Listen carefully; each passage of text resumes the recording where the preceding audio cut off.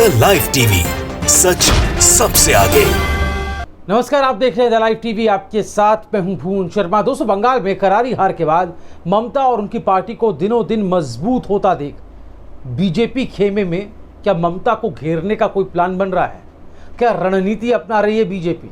ये सवाल आजकल पश्चिम बंगाल के राजनीतिक गलियारों में लोगों के बीच घूम रहा है और इस सवाल का जो आधार है वो है उपचुनाव। जी दोस्तों, जिसके जरिए ममता सीएम की कुर्सी पर अगले 5 साल तक कायम रह सकेंगे, वो उपचुनाव। लेकिन ये उपचुनाव कराना चुनाव आयोग के हाथ में है और चुनाव आयोग किसके हाथ में है, इसका जवाब तो विपक्षी दल बार बार देते आ ही रहे हैं, बताने की जरूरत नहीं।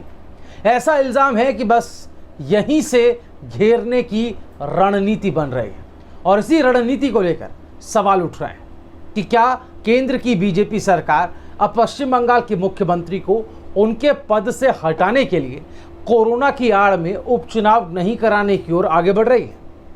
पश्चिम बंगाल के राजनीतिक हलकों में यही सवाल लगातार पूछा जा रहा है। खुद मुख्यमंत्री ने भी ये सवाल पूछ दिया है दोस्तों कि आखिर चुनाव आयोग उपचुनाव की तारीखों का ऐलान क्यों नहीं कर रहा, जबकि कोरोना वायरस अब काफ़ी हद तक कंट्रोल में आ चुका है, काबू में आ चुका है। दूसरी लहर लगभग अब खत्म हो रही है।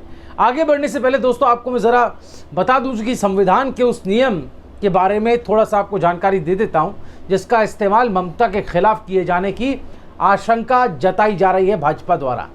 भारतीय संविधान में लोक प्रतिनिधित्व अधिनियम, जन प्रतिनिधित्व अधिनियम की धारा 151A के अंतर्गत भारत निर्वाचन आयोग को राज्यसभा, लोकसभा और राज्यों की विधानसभाओं की किसी भी सीट के खाली होने पर 6 महीने की ड्यूरेशन में अवधि में उपचुनाव कराने होते हैं और अगर इस अवधि में चुनाव नहीं होते तो फिर सीएम की कुर्सी से ममता को भी हाथ धोना पड़ेगा, हटना पड़ेगा और इस कुर्सी पर किसी और को नियुक्त करना होगा। ममता बनर्जी किसी और को ये कुर्सी सौंपनी होगी। तो इस नियम के मुताबिक नंदीग्राम विधानसभा सीट से चुनाव हार जाने के बाद ममता के लिए मुख्यमंत्री पद की शपथ लेने के बाद 6 महीनों के भीतर चुनाव लड़ना और जीतना जरूरी है।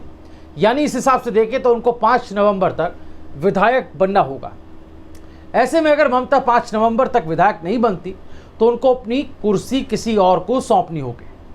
अब लाख टके का सवाल दोस्तों ये है कि क्या बीजेपी सरकार इसी रणनीति पर आगे बढ़ रही है? क्या बीजेपी केंद्र की सरकार इसी रणनीति पर आगे बढ़ रही है?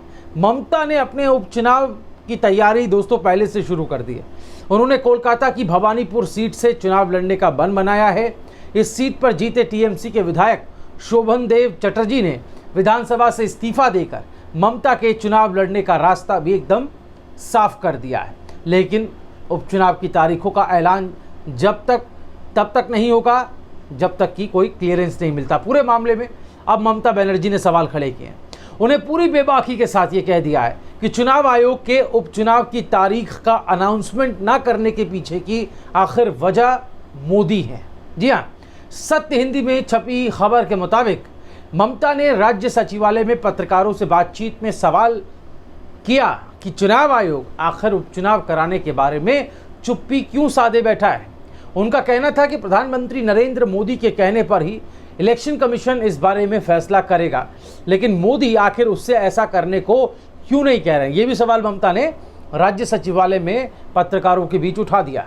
टीएमसी के एक नेता सवाल करते हैं कि जब कोरोना संक्रमण तेजी से बढ़ रहा था तब तो प्रधानमंत्री समेत तमाम केंद्रीय नेता लगातार रैलियां कर रहे थे। उस समय ममता ने कई बार चुनाव के बाकी चरणों को एक साथ कराने की मांग की थी, लेकिन अब शायद सरकार कोरोना के बहाने इस उपचुनाव को टाल रही है।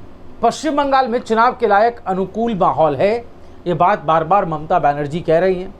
संक्रमण काफ़ी कम हो चुका है, ये भी हवाला दिया जा रहा है। इससे पहले ममता ने कहा था दोस्तों कि उपचुनाव बहुत संक्षिप्त नोटिस पर, शॉर्ट नोटिस पर कराए जाने चाहिए ताकि जो चुनाव प्रचार है, इलेक्शन कैंपेन है, उस दौरान वायरस का खतरा कम से कम होगा। अगर कम इलेक्शन कैंपेन होगा तो वायरस का खतरा भी कम होगा। वहीं इसी खबर में राजनीतिक पर्यवेक्षकों का हवाला दिया गया है और लिखा है कि राजनीतिक पर्यवेक्षकों का कहना है कि अब 6 से 8 सप्ताह में तीसरी लहर की आशंका जताई जा रही है। शायद उसकी आड़ में केंद्र के इशारे पर चुनाव आयोग लगातार बाय इलेक्शन को टालते रह सकता है। 6 महीना पूरा हो जाने पर ममता के सामने अपनी कुर्सी छोड़ने के अलावा कोई विकल्प नहीं बचेगा। उनको उपचुनाव तक ही सही, किसी और को इस पद पर बैठाना होगा। टीएमसी के एक नेता नाम नहीं छापने की शर्त पर ये कहते हैं, और इन्हीं नेता के हवाले से राजनीतिक पर्यवेक्षकों के अलावा ये भी लिखा है सत्य हिंदी में कि नंदीग्राम के चुनाव नतीजे को हाई कोर्ट में जो चुनौती दी गई उस मामले के भी लंबा खींचने के आसार हैं। संबंधित जज के बीजेपी से संबंधों को ध्यान में रखते हुए इस मामले में फैसला आया भी तो इस पर सवाल खड़े होंगे। फिलहाल तो जज ने इस मामले में से हटने का फैसला नहीं किया।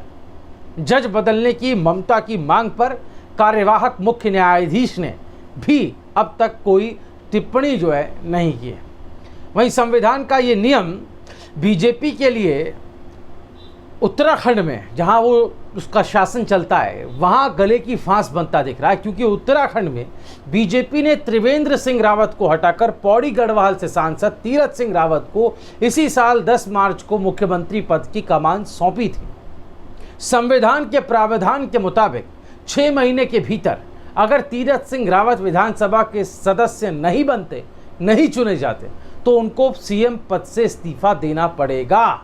ये नियम है। लेकिन संविधान के एक दूसरे प्रावधान ने तीरथ सिंह रावत की कुर्सी पर बने रहने पर सवालिया निशान लगा दिया है। दोस्तों, कांग्रेस का ये दावा है और कांग्रेस इसी पर यह दावा कर रही है कि नियम के मुताबिक अगर किसी प्रदेश के विधानसभा चुनाव होने में 1 साल बचे हों तो वहां ऐसी सीट पर उपचुनाव नहीं कराए जा सकते। और आपको बता दूं कि अगले साल उत्तराखंड में चुनाव होने हैं, जो 1 साल की समय सीमा के अंदर होगा, और उसको लेकर के नियम का हवाला कांग्रेस ने दिया है। इसलिए सीएम तीरथ सिंह रावत विधानसभा चुनाव नहीं लड़ सकते, ये कांग्रेस का कहना है, और उनको इस्तीफा देना पड़ सकता है। वहीं बीजेपी का इस पर दावा है। दोस्तों, बीजेपी इस पर क्या कह रही है वो भी आप जान लीजिए। बीजेपी कह रही है कि चुनाव होने में अभी 1 साल से ज़्यादा का वक्त है, ये कहा जा रहा है। तो कुल मिलाकर के ये सारा खेल संवैधानिक नियम के इर्द गिर्द है, और इस संवैधानिक नियम को अपने हिसाब से अपनी राजनीति के हिसाब से, कैसे वो राजनीति के हिसाब से सूट करता है, इसको ढालने की कोशिश जो है बीजेपी कर रही है। जिस नियम को लेकर बंगाल में बीजेपी ममता के खिलाफ रणनीति बना रही है, ये इल्ज़ाम लगाया है।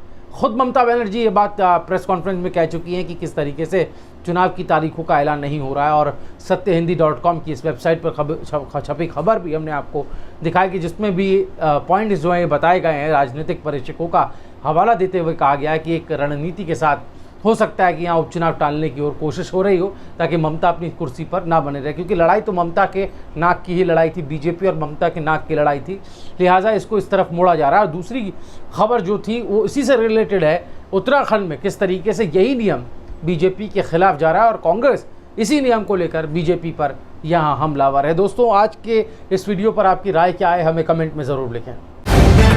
द लाइव टीवी, सच सबसे आगे।